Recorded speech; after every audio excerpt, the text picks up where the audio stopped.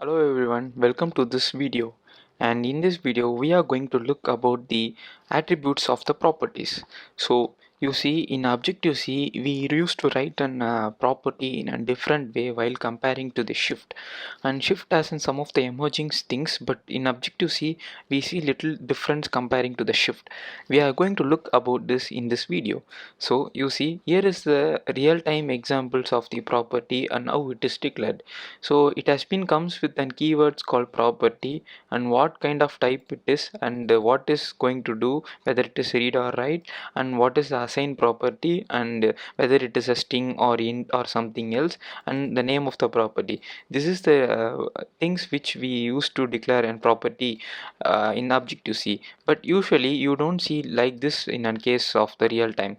You will be seeing a case like this instead of this kind of statement in an real-time cases. So like this only we used to declare an property in an Objective-C.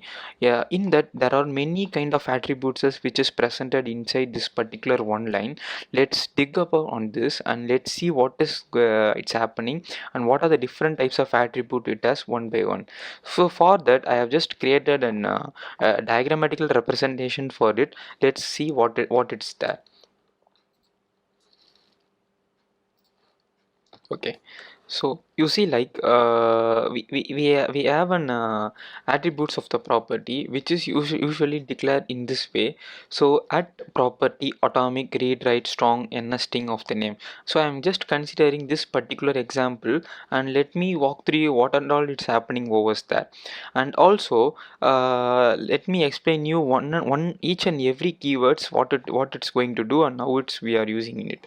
So let's see property. So at property, so usually property referred as something we are just going to create a property of it, consider as it can be a variable.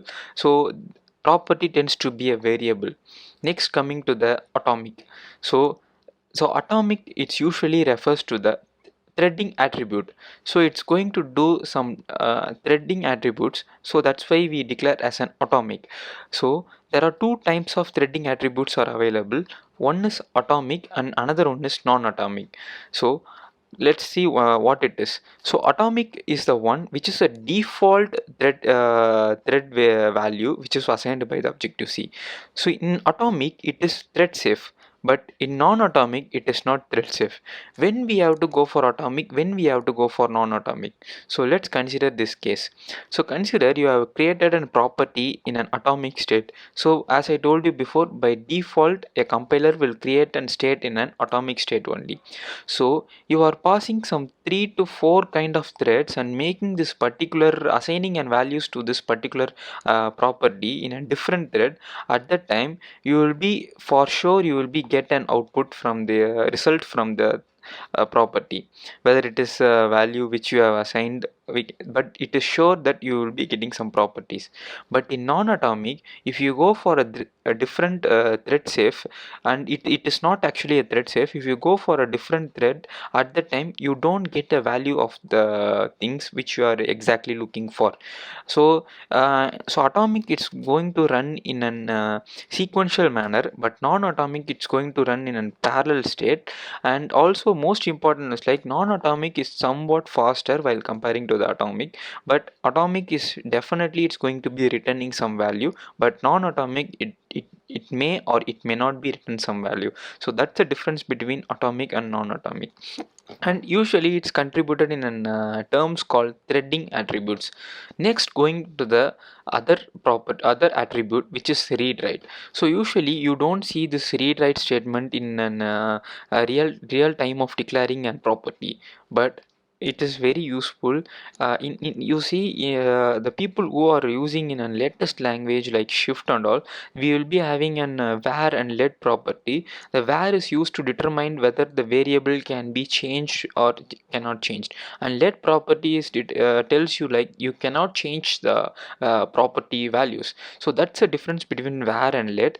But you see, in Objective-C itself we have this particular terms which is read write. So the name itself it tells you like it's you can read as well as write in the property. So let's take an example of this. In the name we can read a name value, or as well as we can write a name, we can write a value to the name. So this is comprised under the term called access attribute. So this access attributes has a two types. One is read and only, and read write. So these are some of the two different kind of attributes which this particular holds. So we have seen the threading attributes, we have seen the access attributes. Next, coming to the memory management attributes. So you see, in a single line we have seen the different kind of statements and different kind of properties are in a single statement itself. That's the beauty of this Objective-C. And next go for the memory management attribute. You see, usually when we creating an attributes, it comes under the strong property. The name itself, it tells you like the memory is going to be a strong. It's just not going to release its memory until its retain cycle, its ARC value is going to be 0. So for n string and all, we used to create an value in a strong variable. That means like we can declare a variable and we can use in another view controller, and wherever we can pass the values to this particular property, and the memory won't be gets deallocated until the ARC of retain cycles counts to 0.